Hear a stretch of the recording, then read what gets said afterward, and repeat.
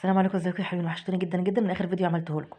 بصوا يا جماعه، انا جاي اكلمكم النهارده على جزئيه ممكن تفوتكم بسهوله جدا جدا، وخدت بالي ان في ناس كتير مش بتهتم بالجزئيه دي، اللي هو امتى ناخد الفيتامينات. بصوا يا جماعه، انا كنت طبعا شفت فيديوهات كتير قوي بتقول ان مش عارفه الزنك قبل ايه والحديد قبل الفطار وعلى معده فاضيه والكلام ده كله تمام. ولكن ممكن في رمضان ما نعرفش نعمل الحته دي قوي، لان طبعا احنا بناكل مره واحده في اليوم، بالنسبه لي انا مره واحده في اليوم وكده، فممكن ما اظبطش، ما اعرفش اظبط المواعيد قوي.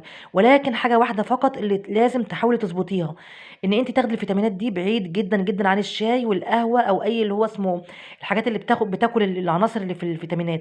ابعدي عن القهوه خلي فاصل يعني ما بين الفيتامينات والقهوه والشاي او الاسبريسو او مثلا نسكافيه، اي حاجه من دي، فاهمني؟ الحاجات اللي هي فيها كافيين دي، خلي بالكم يا جماعه جدا جدا، العناصر هتضيع لو خدتيها مع الشاي او كده. يعني مثلا تفطرت اهو، انت عارفه ان انت بتشربي شاي بعد الفطار، انا بشرب شاي بعد الفطار، بستنى الشاي، فبشرب الشاي بتاعي واعيش حياتي خالص، وقبل ما انام بساعه كده ولا حاجه باخد فيتاميناتي كلها مره واحده بقى، خلاص كده هي مره واحده تمام. بس بيكون خلاص عدى ساعتين او 3 او 4 على ان انا خدت كوبايه الشاي بتاعتي او الكوبايتين بتوعي او الثلاثه بتوعي. واللي بتشرب قهوه طبعا واللي بتشرب نسكافيه او الكلام ده، انا بتكلم يا جماعه على بس ايه، ابعدوا اي فيتامينات عن الحاجات اللي هي الحاجات المشروبات دي. لكن لو عصير عادي يعني، بس برضو اوعي تبلعي الدواء بالعصير، ابلعيه بميه، خلي بالك من الحته دي. انا بتكلم يا جماعه ابعدوا اي الفيتامينات بتاعتكم عن الشاي والقهوه والنسكافيه والاسبريسو والكلام دي كله، لان دوت بيمتص عناصر كتيره من الفيتامينات بتاعتكم، وانتوا عارفين احنا جايبينها غاليين اصلا.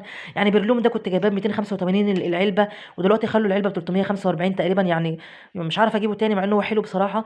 فجبت بداله هيرتونيك اللي هو اللي جنبه ده، وجايبه زنك اللي هو لونه بينك دوت قدامكم، وجايبه تو ماكس ده.